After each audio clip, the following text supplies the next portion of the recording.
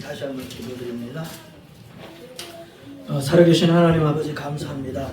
주님의 말씀을 준비하고 하나님 앞에 또 사람 앞에 섰습니다. 주님, 주의 종의 허물을 주의 십자가로 가려주시고 오직 주께서 하실 말씀만 강호 담대히 전하게 하시고 그 말씀이 하나도 땅에 떨어지지 아니하고 우리 신비 속에 새겨져서 하나님의 영광을 바라볼 수 있는 거룩한 시간 되게 하여 주시옵소서.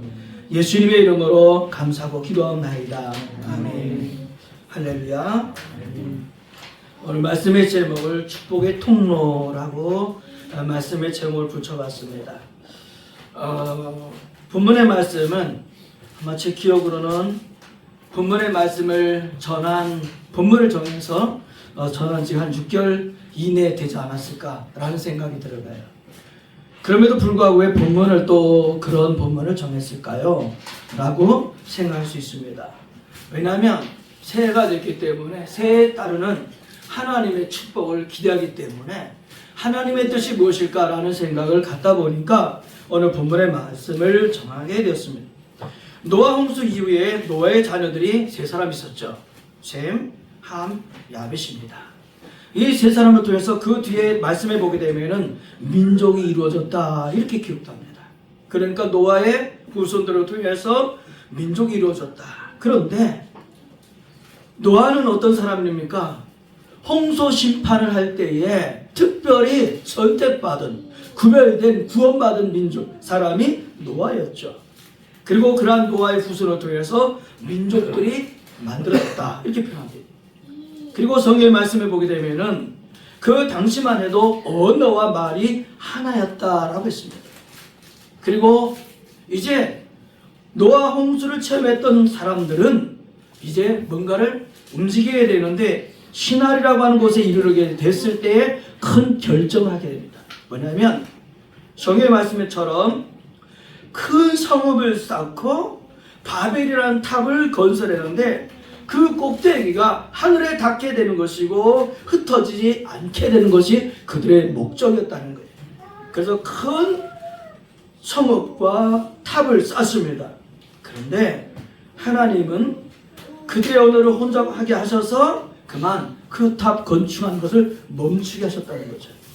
이런 바벨탑 이야기가 끝나가면서 이어지는 얘기가 어떤 얘기냐면 바로 셈의 족보 이야기가 나옵니다.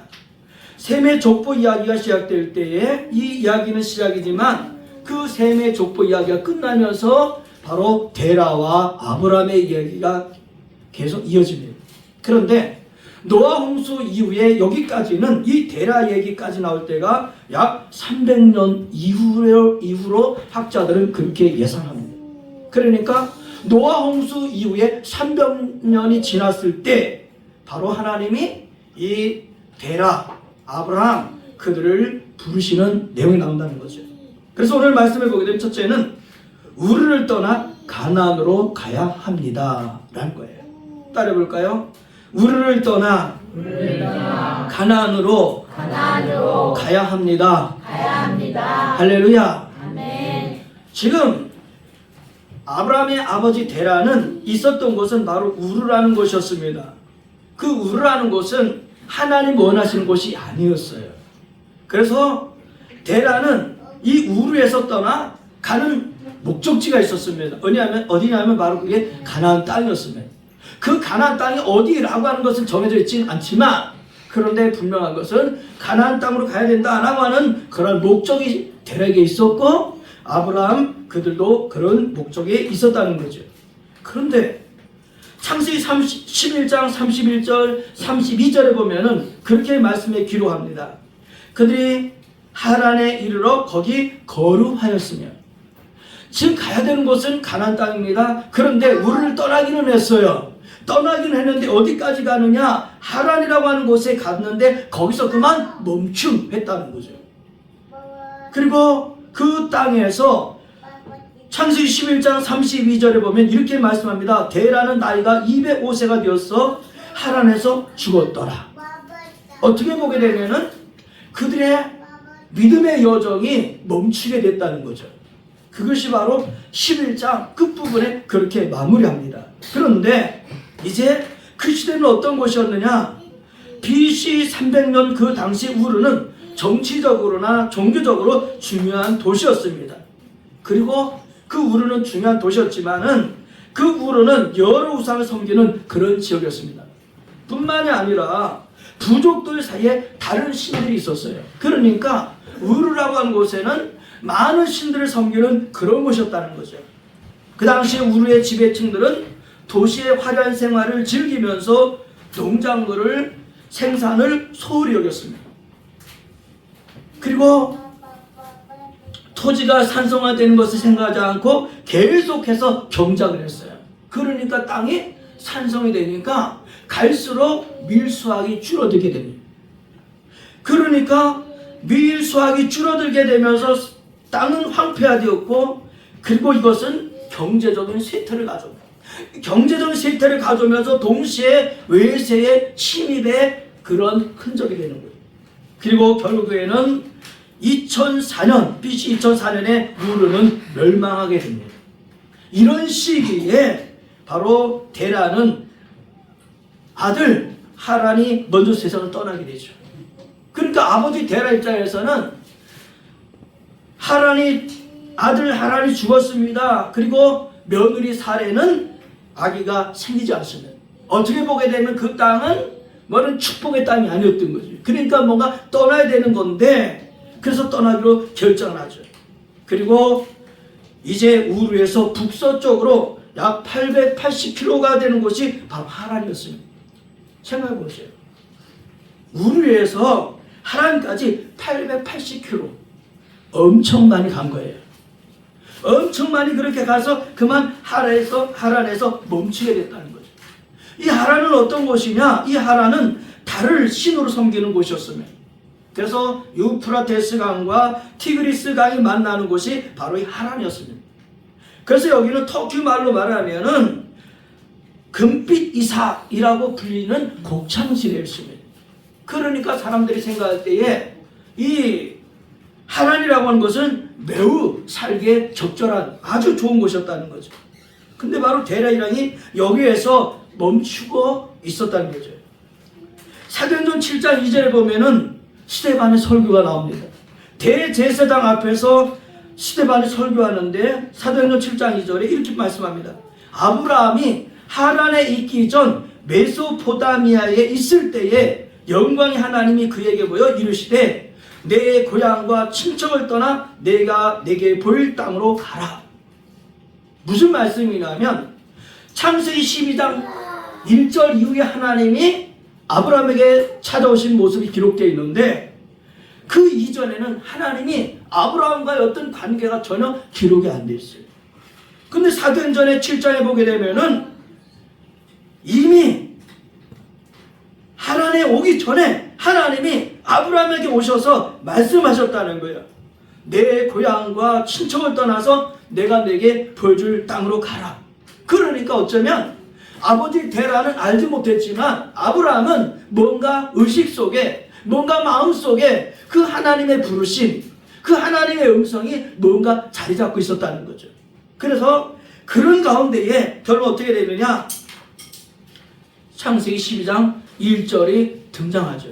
그래서 12장 1절에 보면 여호와께서 아브라함에게 이르시되 너는 너의 고향과 친척과 아버지의 집을 떠나 내가 내게 보여줄 땅으로 가라 라고 말씀합니다. 사랑하는 성도 여러분,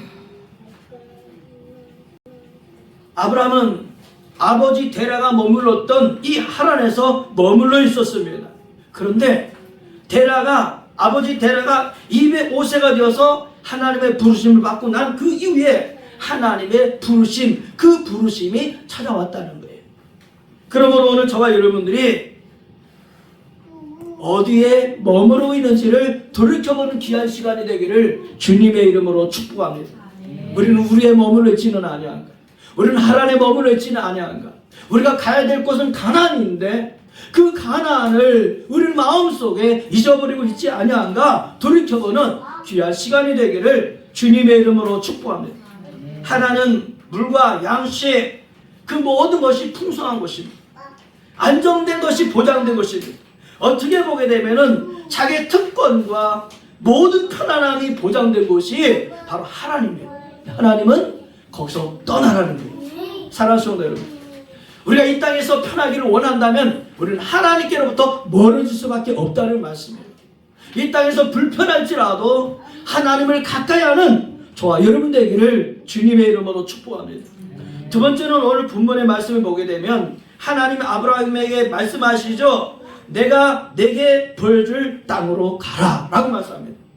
따라해봅니다. 보여줄 땅으로 가야 합니다. 할렐루야. 네, 하나님이 아브라함에게 말씀하시는 거예요. 너는 고향과 친척과 아버지의 집을 떠나 내가 너에게 보여줄 땅으로 가라. 여러분, 하나님이 보여줄 땅으로 가기 위해서는 먼저 선행되어야 된다는 거죠. 고향을 버려야 됩니다. 친척을 버려야 됩니다. 아버지의 집을 떠나야 됩니다. 여기서 떠난다고 하는 것은 포기하는 거예요. 그런데 하나님이 그렇게 말씀하시죠.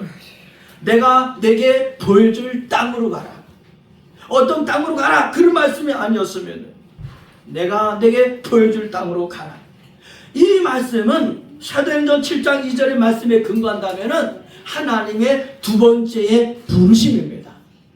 사랑하는 성도 여러분, 우리는 하나님의 부르심을 깨달을 수 있는, 하나님의 부르심을 받을 수 있는, 하나님의 부르심을 인식할 수 있는 저와 여러분 되기를 주님의 이름으로 축복합니다. 때로는 꿈을 통해서 하나님 부를 수 있습니다. 때로는 어떤 환경을 통해서 부를 수 있습니다. 때로는 내가 나를 위해서 기도해주는 사람을 통해서 하나님 내게 부르실 수 있습니다.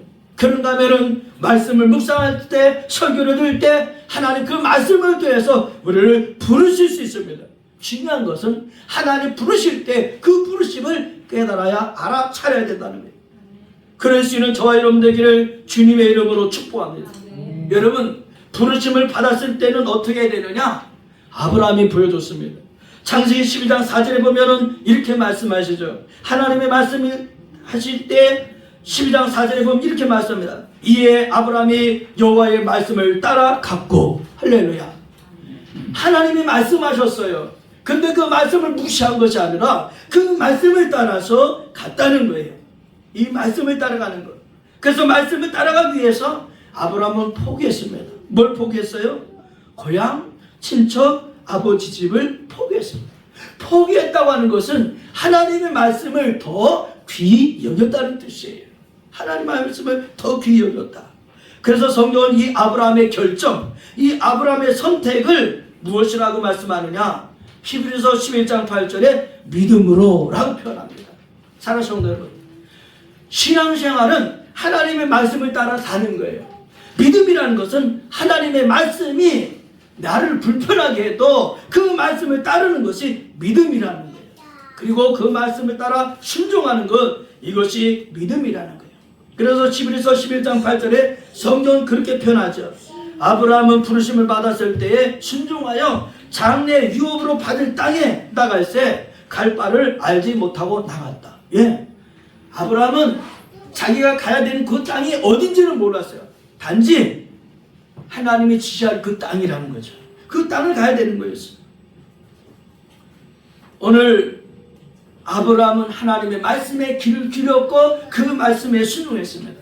사랑하는 성도 여러분, 왜 우리가 말씀을 읽어야 될까요? 왜 말씀을 다 들어야 될까요? 왜 말씀을 묵상해야 될까요? 그 말씀대로 살기 위해서요. 그 말씀대로 살아가는 우리 예강계 모든 성도가 되기를 주님의 이름으로 축복합니다. 세 번째는 2절 3절의 말씀에 그렇게 말씀하죠. 내가 너로 큰 민족을 이루고 내게 복을 주어 내 이름을 창대하게 하리니 너는 복이 될지라. 그리고 말씀합니다. 3절, 너를 축복하는 자에게는 내가 복을 내리고 너를 저주하는 자에게는 내가 저주하리니 땅의 모든 족속이 너로 말미암아 복을 얻을 것이니라 라고 말씀합니다. 아브라함은 포기했다고 그랬죠. 뭘 포기했다고요? 고향과 친척, 아버지 집을 포기했습니다. 자, 그런데 하나님은 그 포기한 아브라함에게 약속하셨습니다. 뭘 약속하셨어요? 세 가지를 약속합니다. 첫째는 1절에서 뭐라 그랬어요? 보여줄 땅으로 가라. 땅을 약속하셨습니다.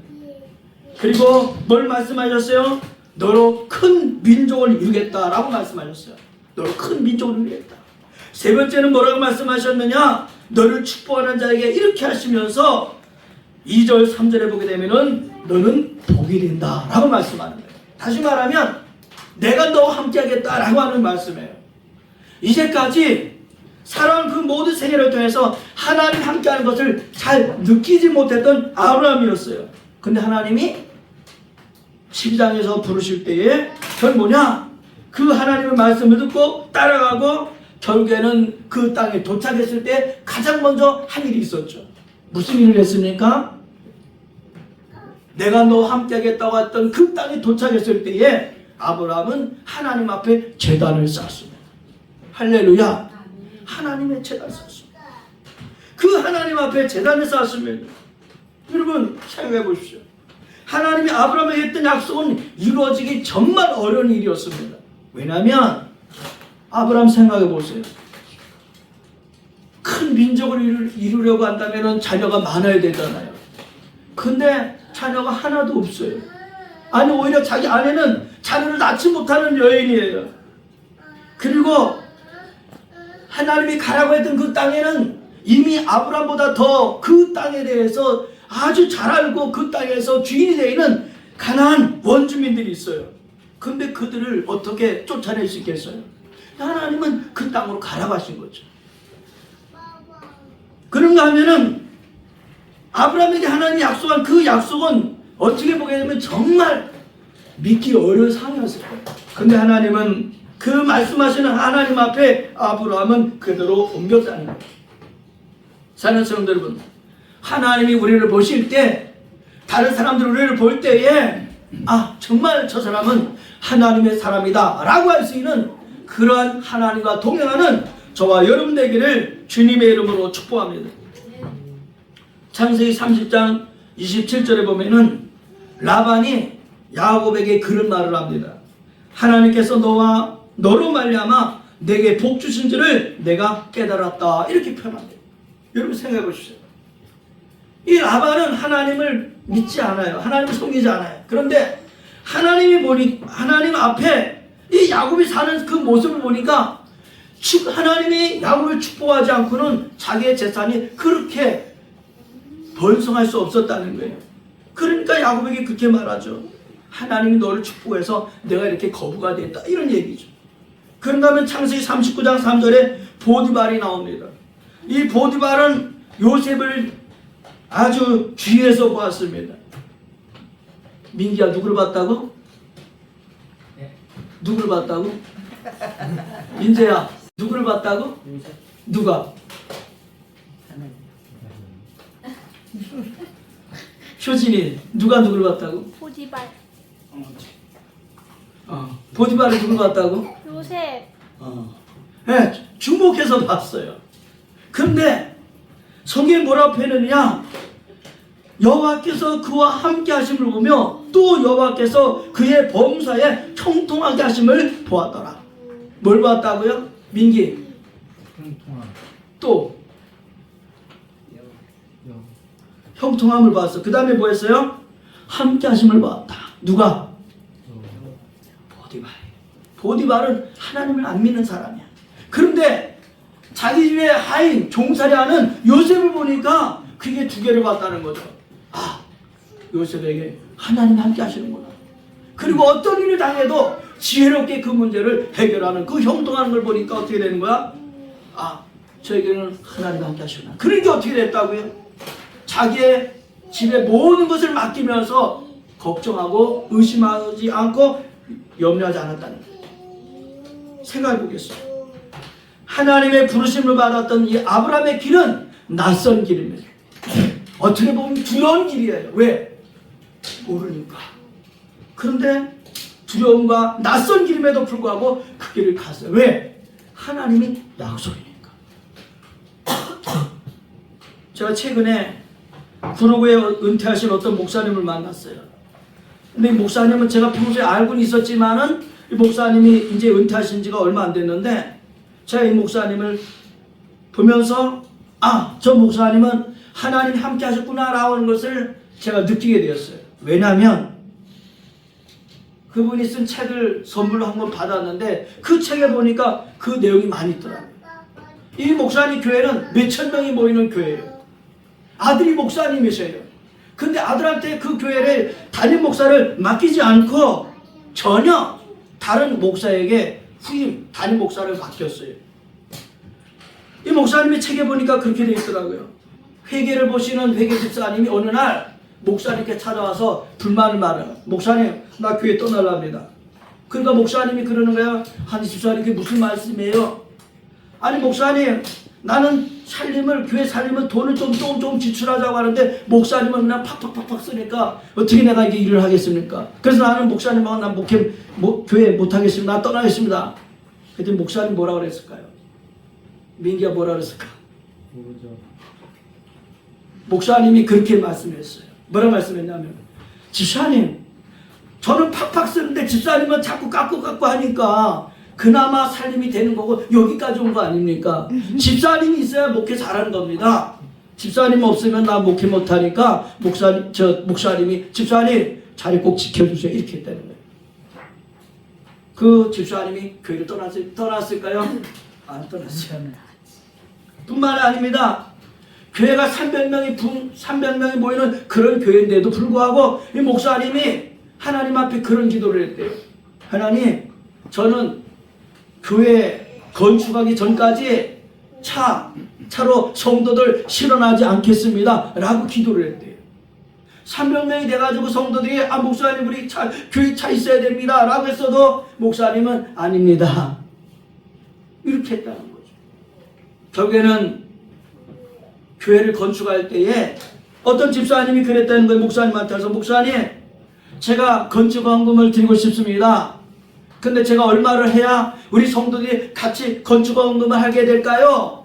라고 질문했대요. 그러니까 목사님이 뭐라고 말씀했을까요?